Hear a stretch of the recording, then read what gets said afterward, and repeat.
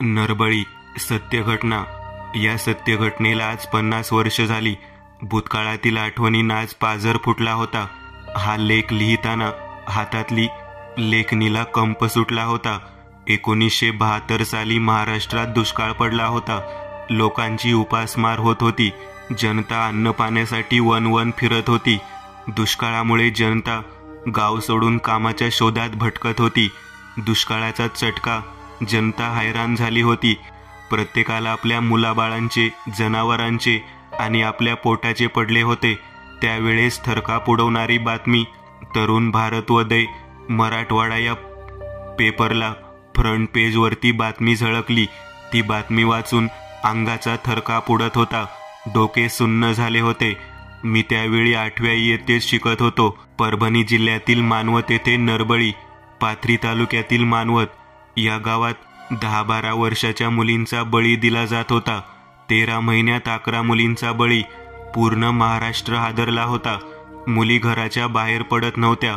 सायंकाळी 6 वाजता गाव चिडीचूप होत होते. जशी स्मशान शांतता. भीतीपोटी शाळेतील मुलींची संख्या नगण्य झाली होती. जो तो आपापल्या घरात बंदिस्त होत होता. कारण दहशत तशी पसरलेली होती. मानवत या गावाला छावणीचे स्वरूप आले होते. तरी पण खुनाचे सत्र चालू होते. रोज पेपरचे रकाने बातम्यांनी भरत होते.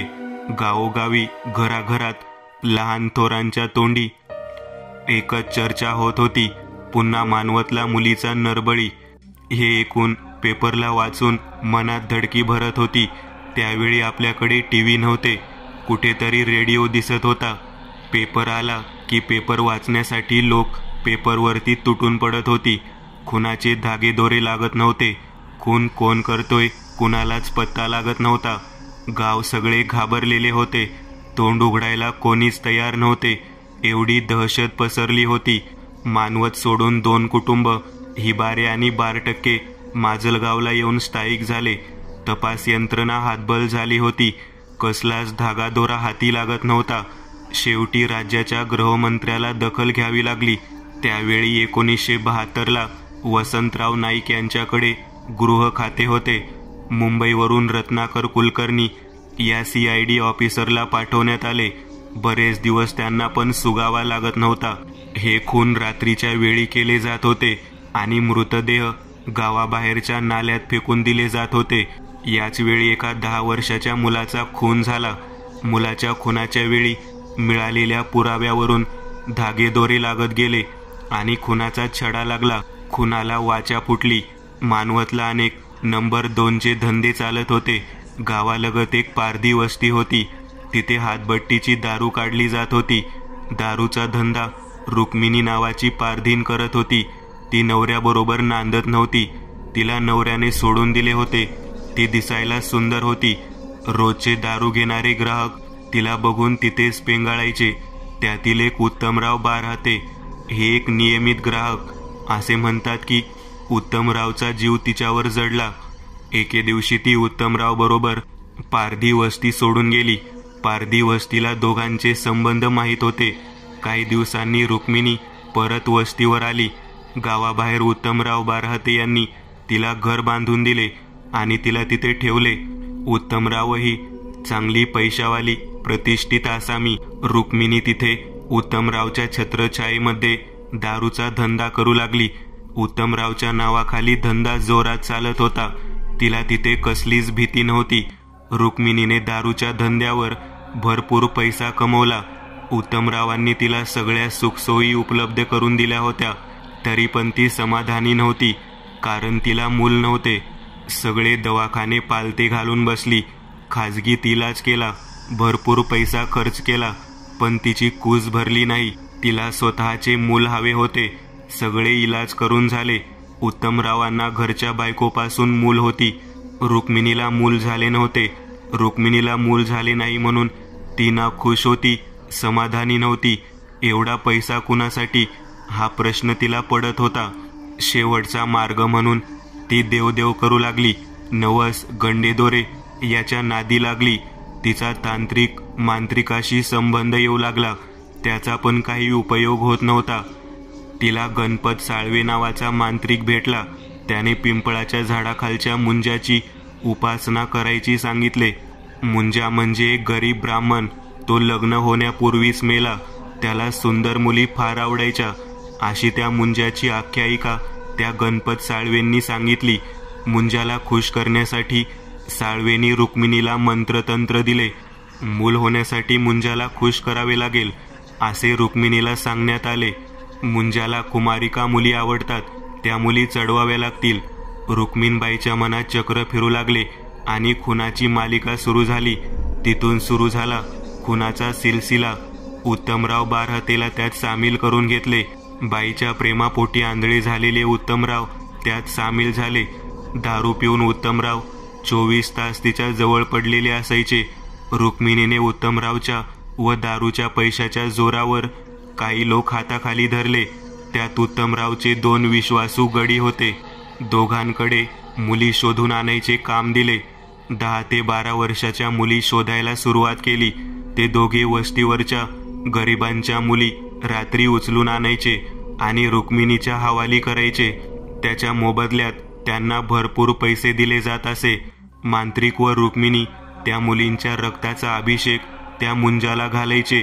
मुलीचा गळा चिरून रक्त मुंजावर चढवले जात होते.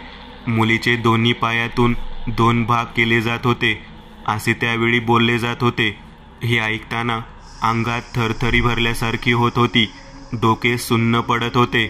नंतर त्या मृतदेहाची रात्री विल्हेवाट लावली जात होती. गयाबाई, शकीला आणि सुगंधा या 3 मुलींना एका पाठोपाठ मारण्यात आले होते. तरी पण मुंजाचे समाधान होईना, म्हणून 4थी मुलगी शोधली. तिचे नाव नसीमा. ही 10 वर्षाची सुंदर आणि गोरीपान. तिची हत्या करून मुंजाला प्रसाद म्हणून तिचा देह चढवला. तरी पण मुंजा प्रसन्न झाला नाही. अशा एका पाठोपाठ 10 मुलींचा बळी देण्यात आला. तरी पण रुक्मिणीची आणि उत्तमराव बारहातेची खुनाची लालसा कमी झाली नाही. अफवांना पेव फुटत होते. गुप्तधनासाठी बळी दिला जात होता. 11वा बळी गर्भवती महिलेचा दिला गेला.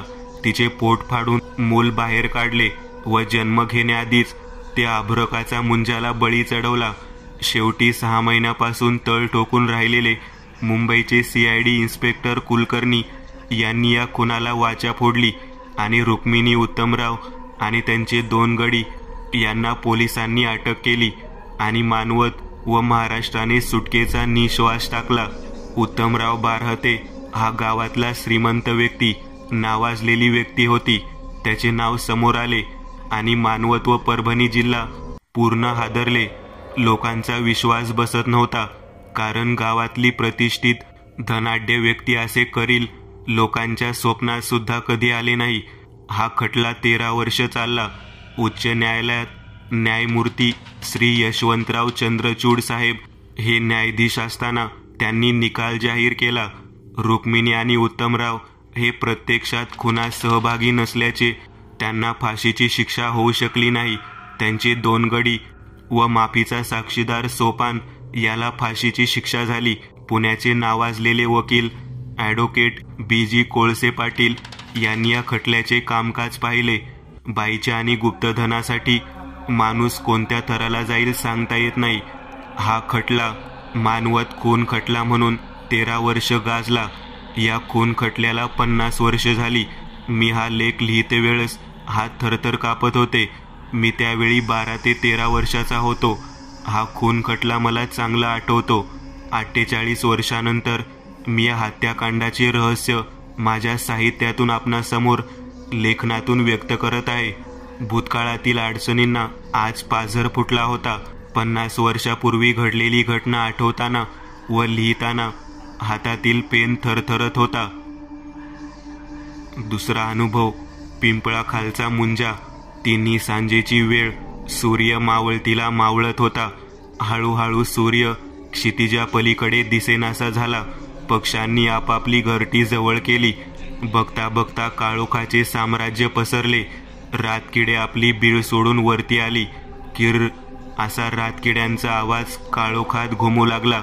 एखादे दुसरे वटवाघूळ फडफडताना दिसत होते. आमोसेची ती काळ रात्र.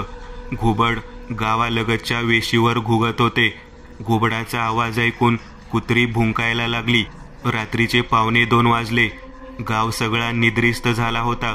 वेशी समोरचा धनगरवाडा गाढ झोपेत होता. रात्र शनी अमावस्येची असल्याने काळोखाचे साम्राज्य पसरलेले, स्मशान शांतता पसरलेली. त्या काळरात्रीच्या भयान शांततेत एक अजीबसी घटना घडत होती. वेशीवरून 2 पांढऱ्या कलाकृती उतरताना दिसल्या. त्या हळूहळू आजूबाजूचा परिसर निहाळू लागल्या.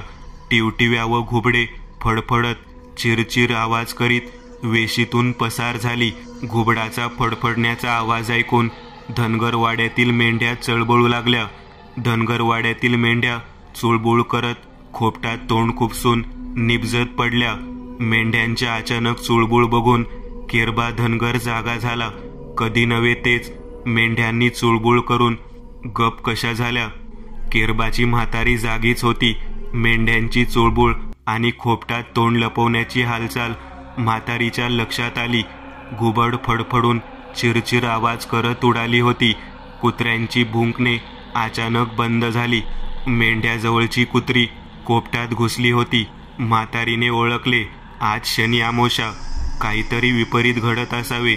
म्हातारीने घरातला दिवा विझवला. घरात अंधार पसरला. म्हातारीने खोपटाच्या सवण्यातून वेशीकडे पाहिले. म्हातारीचे पाय लटलट करायला लागले. 50 वर्षापूर्वीची घटना तिला आठवली. म्हातारीने खंडोबाची लाकडी तळी घेतली. त्या तळीत खंडोबाची मूर्ती ठेवली. खंडोबाला भंडारा लावला. घराच्या उंबऱ्यावर भंडाऱ्याने आडवी रेष ओढली. बऱ्याच वर्षानंतर बया जागी झाली वाटतं. म्हातारी मनातच पुटपुटत होती. केरबाला उठलेला पाहून म्हातारी दबक्या आवाजात म्हणाली, तसाच पडून राहा केरबा, बाहेर जाऊ नको. केरबाने खोपटाच्या फटीतून बाहेर पाहिले. केरबा धनगराचे हातपाय गळाले. त्या पांढऱ्या आकृतीच्या हातातून रक्त गळत होते. पांढरा शुभ्र नुसता हाडाचा सापळा नजरेत पडला. त्याच्या डोळ्याच्या खोबणीत डोळे नव्हते. केरबा धनगराच्या डोळ्यासमोर अंधार पसरल्यासारखे झाले. तिची आणि केरबाची नजरानजर झाली आणि तिने डोळे आत ओढून घेतले. केरबा घाबरून मटकन खाली बसला. केरबाच्या म्हातारीच्या लक्षात आले. केरबा घाबरला. म्हातारीने केरबाच्या कपाळावर भंडारा लावला आणि त्याला तसेच खाली घोंगडीवर झोपवले. पिंपळाच्या पलीकडे राहणाऱ्या मादाबा धनगर कुत्र्याची कुईकुई ऐकून जागा झाला. कुत्रे कुणाला तरी भिवून कुईकुई करत गवऱ्याच्या ढिगाऱ्यात घुसत आहेत. मेंढ्या एकमेकांच्या अंगावर पडून दाटीवाटीने सरकत होत्या. काहीतरी विपरीत घडत आहे त्याच्या लक्षात आले. त्याने घोंगडी खांद्यावर टाकली. कंदिलाची वात वर केली. हातात फरशी कुऱ्हाड घेतली आणि खाड करून दार उघडले. इकडे तिकडे नजर फिरवली. मादाबाची नजर वेशीवर पडली आणि हातातली कुऱ्हाड गळून पडली. डोळ्याला अंधारी आली. समोर पिंपळाचे झाड होते. पिंपळाच्या झाडाखाली एक सावली उभी राहिलेली दिसली. पिंपळाखालचा मुंजा अचानक उभा राहिला होता. मादबाने मुंजाला उभे राहिलेले सावलीच्या रूपात पहिल्यांदा पाहिले होते. देव बरोबर आहे. मादाबाला धीर आला. त्याने कुऱ्हाड उचलली आणि घरात गेला. मोठ्याने खाकरून अर्ध्या धनगरवाड्याला जागे केले. धनगरांना वाटले मेंढ्या चोरणारे चोर आले असावेत. धनगर काट्या कुऱ्हाडी घेऊन बाहेर येऊ लागले. मादाबाने दबक्या आवाजात सांगितले, बाहेर निघू नका, घरातच सावधगिरीने बसा. बया वेशीवरून खाली उतरली आहे. मादाबाचा दबका थरथरता आवाज ऐकून सगळा धनगरवाडा भयभीत झाला होता. धनगरवाड्याला कुत्र्यांचा आधार होता. धनगरवाड्यातील कुत्रे कधीच पसार झाली होते. स्मशान शांततेत ती बया धनगरवाड्याच्या दिशेने वाटचाल करत होती. तेवढ्यात भले मोठे पिंपळाचे झाड गदगदाच हलले. तसा सगळा धनगरवाडा खडबडून जागा झाला. कुत्रे खोपटाच्या बाहेर आली. खंडोबाने कुत्र्यांना मुंजाच्या साथीला सोडले. मादाबा धनगर दबक्या आवाजात सांगत होता, बाहेर निघू नका, आज शनी अमावस्येच्या दिवसाचे चिन्ह चांगले नाहीत. ती बया धनगरवाड्याच्या दिशेने येत होती. तसा मादाबा ओरडला, बाहेर कोणी निघू नका, पिंपळाखालचा मुंजा जागा झाला आहे. त्या बयाला बघून घेईल. आपण शांततेने घरातच पडून राहा. उमऱ्यावर भंडारा लावा. भंडाऱ्याने आडवी रेग मारा. उमरा ओलांडून आत येण्याची कुणाची हिंमत होणार नाही. मुंजानी त्या बयाला झपाटले होते. कुत्रे चवताळून अंगावर जात होते. स्मशान शांततेत चिरचिर आवाज घुमला. कुत्रे भुंकण्याचे थांबले आणि पिंपळाच्या पारावर जाऊन बसले. मेंढ्या खडबडून जाग्या झाल्या. त्या बयाने उलट्या पावलाने पळ काढला होता. पिंपळाखालच्या मुंजाने धनगरवाड्याला त्या बयापासून वाचवले होते. तांबडे फुटताच केरबाची म्हातारी बाहेर आली. धनगरवाडा पिंपळाच्या पारावर जमा झाला. माधाबा धनगराने मुंजाची पूजा केली. नारळ फोडले, दिवा लावला. माधाबा धनगर सांगत होता, 60-70 वर्षापूर्वी अशीच घटना घडली होती. तेव्हा पण पिंपळाचे झाड असेच गदगदले होते आणि मुंजा बाहेर आला होता. मी आज रात्री प्रत्यक्ष मुंजाला पारावर पाहिले. तो बयाच्या दिशेने ढांगा टाकत जात होता. त्याने त्या वेशीवरच्या बयाला पळवून लावले होते. माझ्या डोळ्यासमोरची दुसरी घटना आहे. माझी 90 सरली. माझे लहानपण पिंपळाच्या पारावर गेले. रोज न चुकता मुंजाला दिवा नारळ करतोय. तोच आपला पाठीराखा. धनगरवाड्यावरचे संकट टळले होते. माधाबाने पुन्हा एकदा पिंपळाखालच्या मुंजाला हात जोडले. भंडारा लावा आणि आपल्या कामाला लागा पोरांनो, असं म्हणत असा माधाबा बोलून मेंढ्या घेऊन माळरानाच्या दिशेने निघाला. केरबाच्या म्हातारीने वेशीवर भंडारा टाकला आणि म्हणाली, आता धोका टळला. खंडोबाला ओलांडून ती बया येऊ शकत नाही. तिच्या पायाला भंडारा लागला की तिचे अस्तित्व संपले समजा. माधाबा माळ्यावरून मेंढ्या घेऊन आज जरा लवकर आला. पोरांना सांगू लागला, 2-4 दिवस वेशीकडे जाऊ नका. पोरं सावलीला घाबरतील. कधी काय होईल सांगता येत नाही. एका दुसरी मेंढी वेशीत सोडावी लागेल. त्याच्याशिवाय ती बया शांत बसणार नाही. भटजीबुवा माधाबाला सांगत होते. धनगरवाड्यावरचे मोठे संकट टळले असे पंचांगातील आकडेमोड करून भटजी माधाबाला सांगून गेला. गावात बातमी वाऱ्यासारखी पसरली. भीत भीत गाव वेशीजवळ जमला. वेशीमध्ये जाऊन बघण्याची हिंमत कुणाची होत नव्हती. वेशीवर पक्ष्यांनी फडफड केले तरी लोक सैरावैरा पळत होती. आपले घर जवळ करत होती. तिन्ही सांजेला गाव चिडीचूप होत होता. दिवसा वेशीजवळून कुणी जात नव्हते. रात्री कुत्री भुंकली की गाव सगळा भयभीत होऊन रात्र जागून काढत होता. पिंपळाखालच्या मुंजाने धनगरवाड्याला तारले होते. तिसरा अनुभव चकवा. जिकडे तिकडे काळोखाचे साम्राज्य पसरले होते. आकाश काळोखात दाटलं. सूर्य मावळतीला कधीच उतरला होता. पक्ष्यांची थवे घरट्यात विसावली होती. ढगांचा गडगडाट आणि विजांचा कडकडाट अंगावर शहारे आणत होता. वीज कडाडली की डोळ्यापुढे क्षणभर अंधार पसरत होता. अवघड वळणाची वाट ती. रस्ता लवकर उरकत नव्हता. घोबडे टिटवी फडफडत झुडपातून बाहेर पडली होती. गाव तसा आमचा डोंगराच्या माथ्यावरती. चोहीकडे अंधाराचं राज्य पसरलेले. किरकिर रातकिड्यांचा आवाज स्मशान शांततेत घुमत होता. कोल्हे कोईचा आवाज दऱ्याखोऱ्यात घुमू लागला. रोजचाच पायाखालचा रस्ता. आज काय झाले कुणास ठाऊक. पाऊल जड पडत होते. फिरून फिरून तिथेच आल्यासारखे वाटत होते. मध्यरात्र उलटून गेली होती तरी चालतच होतो. आज मला रस्ता सोडतोय असे का वाटत होते हे मलाच कळत नव्हते. रात्र अमावास्येची. रात्रीचे 1:45 वाजले. मी थोडा घाबरलो पण धीर सोडला नव्हता. हातापायाचे अवसान गळत चालले होते. पायात त्राण राहिला नव्हता. मटकन खाली बसावे वाटत होते. तोल जाऊन कधी खाली पडेल असे माझे मलाच वाटत होते. मी तोल सांभाळण्याचा प्रयत्न करत चालत होतो. डोळ्यासमोर अंधारी येत होती. कुठे झाडफाट्याचा आधार घेऊन दबकत दबकत चालत होतो. रोजचाच पायाखालचा रस्ता उरकत नव्हता. समोरचे काही दिसत नव्हते. मागे चाललो का पुढे हेच कळत नव्हते. समोर एक मोठे झाड होते. अंधारात ते झाड अंधुक दिसत होते किंवा मला अंधारी आली होती हे कळत नव्हते. झाडाखाली थोडा विसावा घ्यावा. तांबडे फुटले की गावाचा रस्ता धरावा असा मनात विचार आला. मी झाडाखाली बसणार. तेवढ्यात झाडावरचे वटवाघूळ घुबड फडफडत चिरचिर आवाज करत उडून गेली. माझी नजर झाडावर गेली आणि पायाखालची जमीन सरकू लागली. माझ्या तोंडाला कोरड पडली. छातीचा भाता जोरात धडधडायला लागला. पांढरे शुभ्र वस्त्र परिधान केलेली एक आकृती झाडावर उलटी लटकताना दिसली. तिचे लांब केस खाली जमिनीवर लोळण घेत होते. मी पुरता घाबरलो. पाय थरथरायला लागले. कसा तरी 2 पावले मागे सरकलो. पाय कुठेतरी अडकतोय असे वाटत होते. मी मागे पाठीवर पडतो की काय असे वाटत होते. तेवढ्यात कोणीतरी माझ्या पाठीला आधार दिला आणि मला सरळ उभे केले. मी पाठीमागे वळून पाहिले. कुणीच दिसत नव्हते.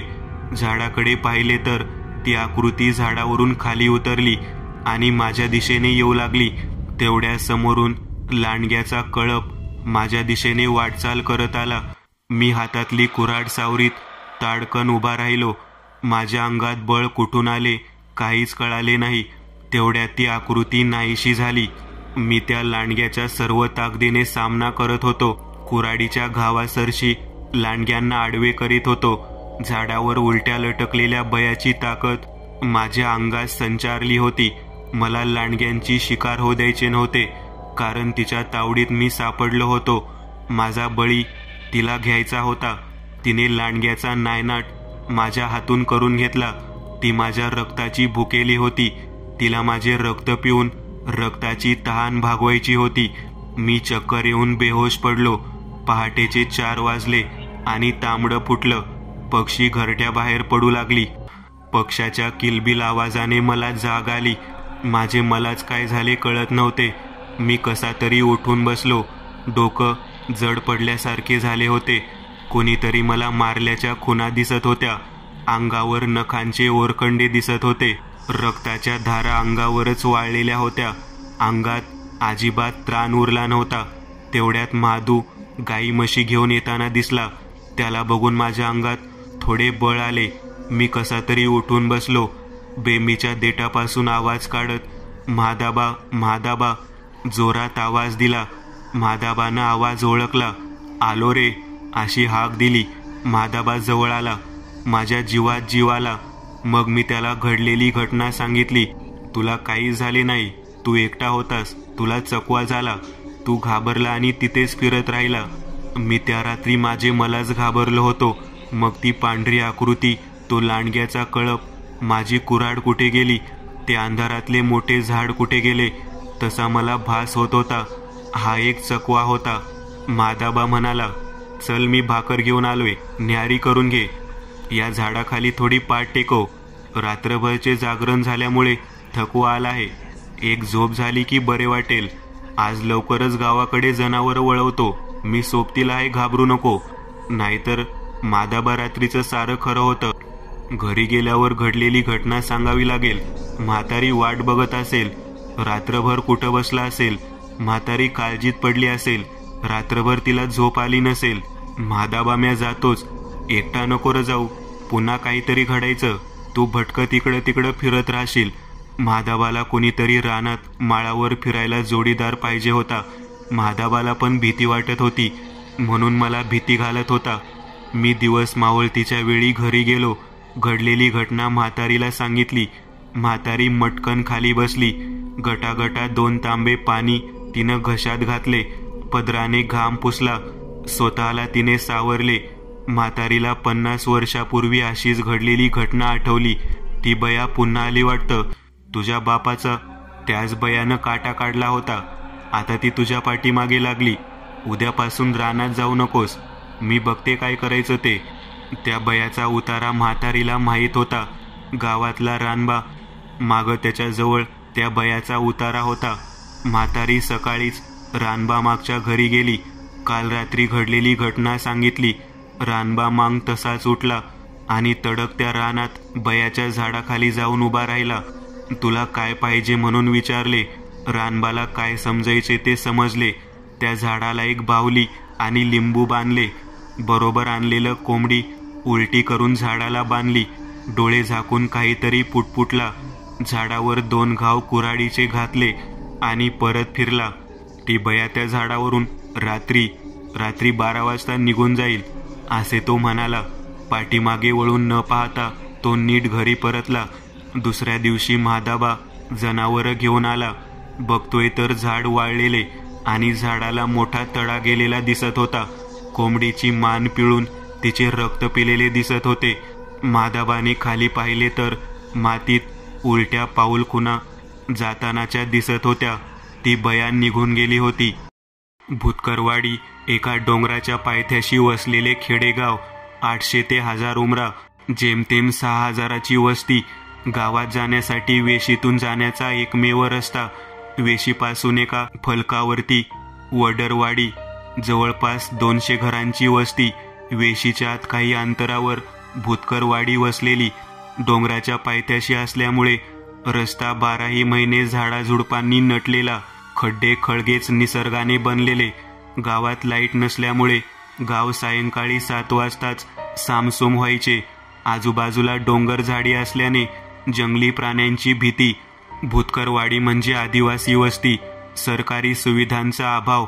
शाळा 4थी पर्यंत. शाळेवरती मास्तर सहसा येत नव्हते.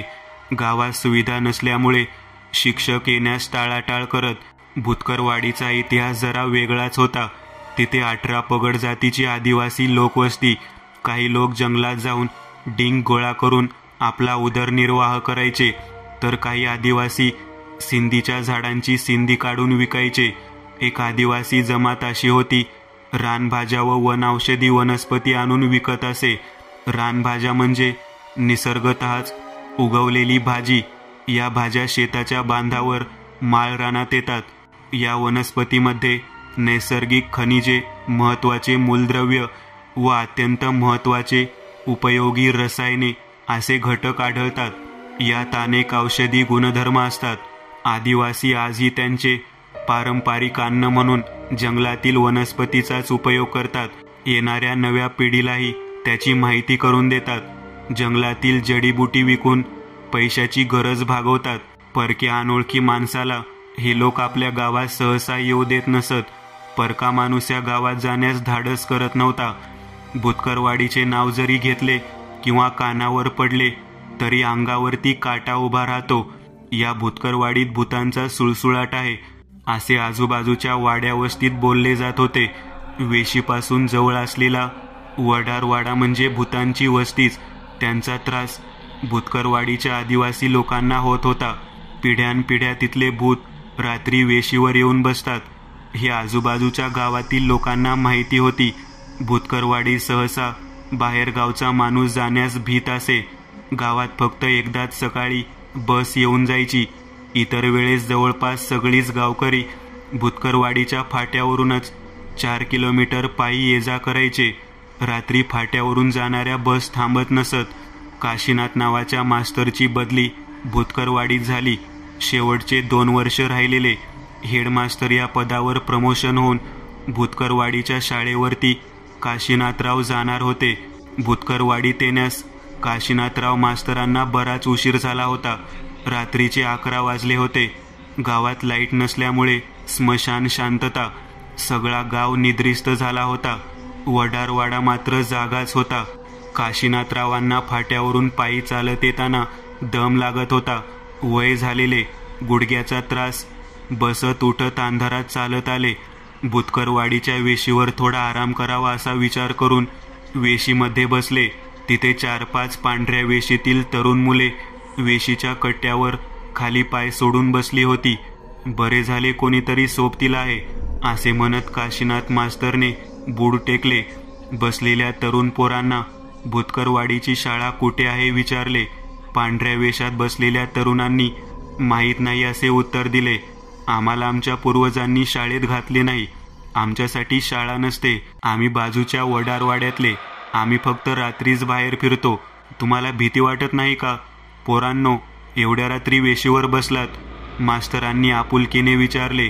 मुले म्हणाली, भुतकरवाडीचे वेस म्हणजे भूताची वेस सगळ्या गावाला माहीत आहे. मुले म्हणाली, तुम्हाला वेशीवर कधी पाहिले नाही. तुम्ही भुतकरवाडीत नवीन दिसता.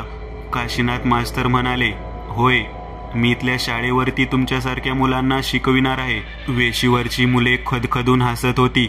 अहो मास्तर, आमची शाळा नसते. आम्ही शाळेत आल्यावर गावातली मुले पळून जातील. मास्तर गाव सोडून जाईल. मास्तर म्हणाले, शाळा कुठे आहे पोरांनो? शाळेत जाऊन पडतो. इथे रोज भूतांचा बाजार भरतो, तुम्हाला कसे माहीत नाही? अहो मास्तर, आम्हाला शाळा माहीत नाही, आम्ही नवीनच, आम्हाला मरून 4च महिने झालेत. कधीतरी भटकत रात्री इथे येऊन बसतो. काशीनाथराव मास्तरच्या तोंडाला कोरड पडली, हातपाय थरथर कापू लागले. मास्तर ओरडण्याचा प्रयत्न करू लागले, तोंडातून आवाजच बाहेर येत नव्हता. तेवढ्या समोरून 4 जण येताना दिसले. मास्तरांनी त्यांना हातवारे करून बोलावले. इथे भूत आहे असे सांगू लागले. 4 जण सांगू लागले, घाबरू नका, ते आमचेच मुलं आहेत. मास्तर बसल्या जागीच बेहोश. पहाटे 5ला मास्तरला जाग आली. गारव्यात उघड्यावर पडल्याने अंग जड झाले होते. गावकरी पहाटेच प्रातःविधी करण्यासाठी वेशीतून ये जा करत होते. गावकऱ्यांना मास्तरने आपली ओळख सांगितली. सरपंचांच्या कानावर ही बातमी गेली. सरपंचाला समजताच स्वतः बैलगाडी घेऊन मास्तरला घेण्यासाठी आले. मास्तरला थोडा धीर आला होता. काशीनाथ मास्तर भिणारे किंवा घाबरणारे नव्हते. रात्रीची घडलेली घटना मास्तरांनी सरपंचांच्या कानावर घातली. सरपंच ऐकताच 4 हात उंच उडाले. हे खरेच मास्तर आहेत का? वेशीवरचे भूत तर नसेल? सरपंच संशयाने मास्तरकडे बघू लागले, कारण भूतांबरोबर गप्पा मारणारा कधीच वेस ओलांडून गावात सही सलामत आला नाही. सरपंच मास्तरांबरोबर अंतर ठेवून वागत होता. सरपंचाने मास्तरची राहण्याची व्यवस्था शाळेत केली. बघता बघता आठवडा उलटला. मास्तर मुलांना चांगला शिकवत होता. मुलांची शाळा भरत होती. मुलांना शिक्षणाची आवड लागली. घराघरात मास्तराची चर्चा होऊ लागली. वडारवाडीतील भूतांनाही बातमी समजली. त्यांना वाटले आपली मुले भूतकरवाडीतील शाळेत पाठवावेत. मास्तर आपल्या भूतांविषयी काही बोलतो का हे पाहता येईल. आपल्याही भूतांच्या मुलामुलींना लिहिता वाचता यावे. भूताची मुले सुशिक्षित झाले तर ते पण माणसांशी चांगले वागतील, मुलांशी दिवसा खेळतील. मुलांना आमची भीती वाटणार नाही. तिकडे अंधारात जाऊ नको, तिथे भूत आहे असे आईबाप मुलांना भीती दाखवणार नाहीत. बघता बघता वर्ष झाले. शाळेचा रिझल्ट चांगला लागला. मास्तरच्या प्रयत्नाने 7वी पर्यंत शाळेला मान्यता मिळाली. आजूबाजूच्या खेड्यातील मुले शाळेत येऊ लागली. भूतांची मुले माणसाचा अवतार घेऊन शाळेत येऊन शिकू लागली. ही गोष्ट कुणाच्याच लक्षात आली नाही. भूतकरवाडी हे नाव मास्तरांना आवडत नव्हते. तसे मास्तर शाळेतील मुलांना बोलून दाखवत होते.